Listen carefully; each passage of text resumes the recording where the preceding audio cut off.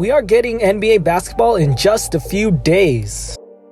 With play resuming in a bubble environment, things will be a lot different for the players, as well as us fans. It's a new experience for everyone involved, but the Lakers are the best team suited for this environment. From an on-the-court standpoint, the Lakers are clearly at the upper echelon of the league. They currently have the best record in the West and have the best odds of winning the NBA title, according to Vegas. They have the best player in LeBron James and the best duo with him and Anthony Davis. They are surrounded by a good supporting cast and have excellent coaching this year. They are losing Avery Bradley, which is not insignificant, but it is definitely something they can work around. But that's just on the court. It's actually their off-the-court situation that will allow them to thrive. This Laker team is full of veterans, older guys that have been in the league for a while.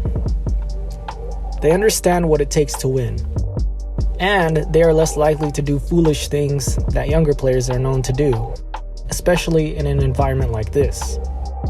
The veterans will be able to keep the few young guys that they do have in line. But probably more important than the veteran leadership is the championship experience on this team. Let's just go down the list. LeBron is a 3-time champion. Danny Green is a 2-time champion. JaVale McGee is a 2-time champion. Rajon Rondo is a champion. Quinn Cook is a champion. J.R. Smith is a champion.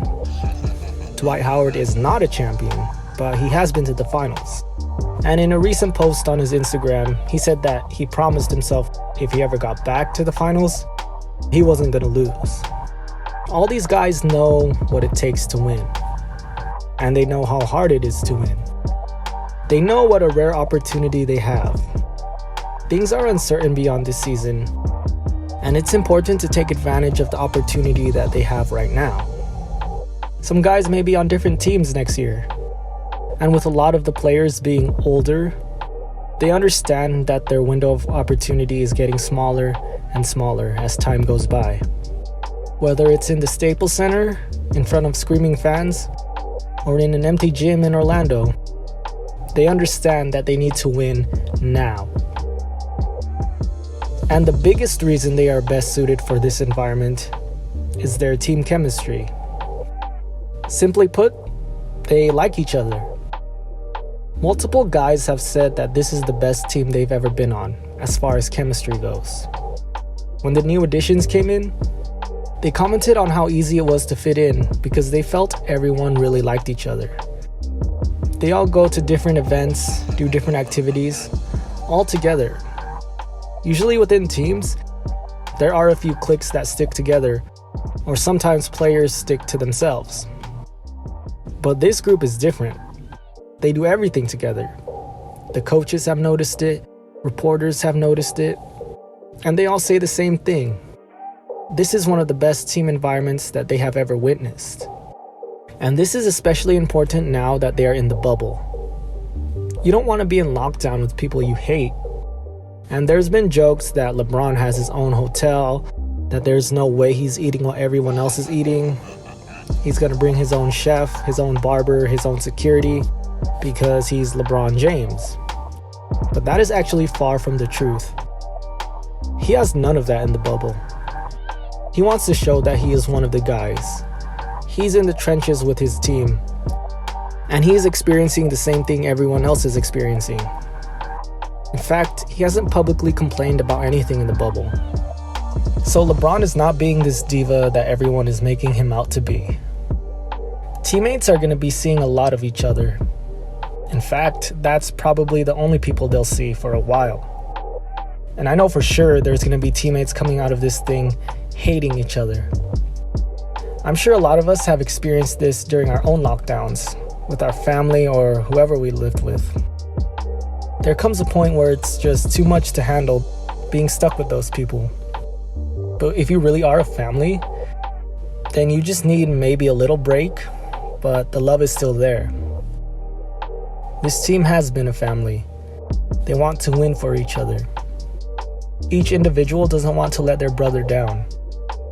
They've all made the sacrifice to play for each other, and be in lockdown together. They all have that common goal of a championship. And they've all been through a lot together this year. They've been through the pandemic and the social justice issues, but these impacted the entire league and the whole world. But an event that uniquely impacted this team, harder than any team or group, is the death of Kobe Bryant. And I'm sure the whole world grieved the loss of Kobe, but his death hit the Lakers the hardest.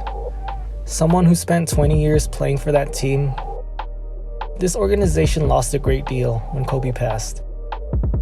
And you could see how hurt each and every one of the players were the first game they played.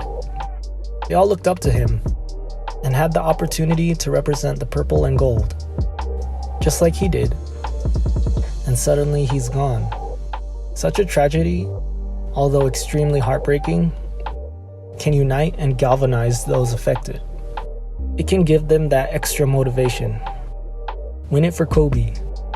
Win it for LA. And although other teams may want to win it for Kobe, only the Lakers can really do that. The team he played for his entire career, winning it the same year of his death, that would mean the most. This whole bubble situation is going to be tough. It's going to be awkward and something everyone has to get used to.